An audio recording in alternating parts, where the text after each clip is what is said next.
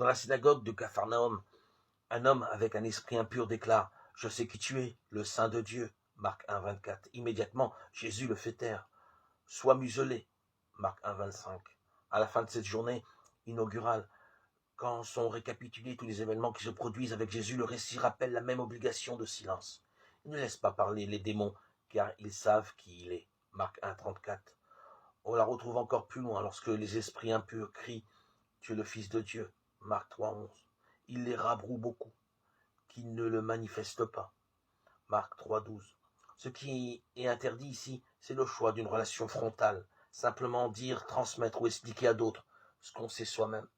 Mais ce pas en arrière n'est pas seulement demander à ceux qui veulent déclarer un savoir élaboré à partir de soi. Ce pas en arrière est imposé à tous ceux qui voudraient procéder par affirmation ou énoncer directement adressé à d'autres. Lorsque Jésus relève la fille de Jaïr, il leur recommande beaucoup que personne n'en ait connaissance. Marc 5, 43. Quand il ouvre les oreilles d'un sourd bègue, tous ceux qui regardent reçoivent la même consigne. Il leur recommande de ne parler à personne.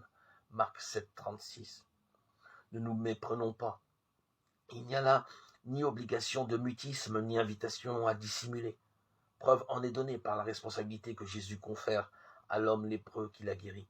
Il le jette dehors et lui dit « Vois, à personne, ne dis rien, mais va, montre-toi au prêtre, offre pour ta purification ce qu'a imposé Moïse, en témoignage pour eux. » Marc 1, 44.